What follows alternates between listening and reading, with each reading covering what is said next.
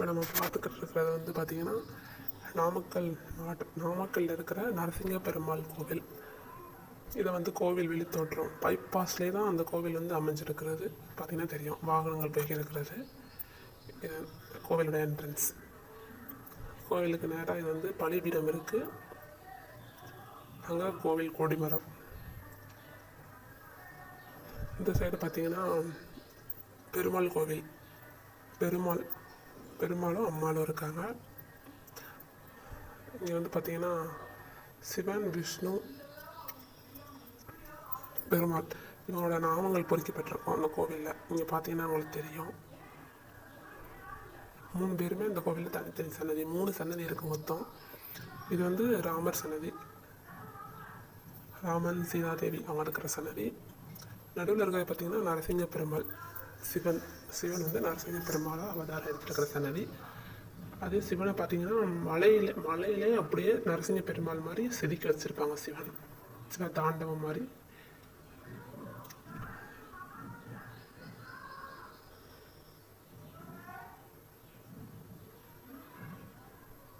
இது ஒரு சன்னதி. 3 சன்னதி, 3 கடவுளுக்கும் 3 தனித்தனி சன்னதி.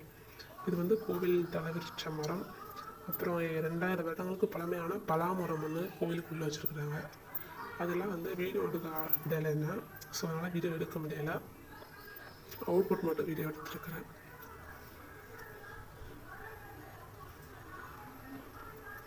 இப்போ நம்ம வந்து வெளியில் வந்துட்டோம். இங்கே ஒரு குட்டி பிள்ளையார் இருக்கார். உள்ளே போகும்போது இந்த பிள்ளையார் நம்ம பார்க்கல, ஸோ வரும்போது காமிக்கிறேன்.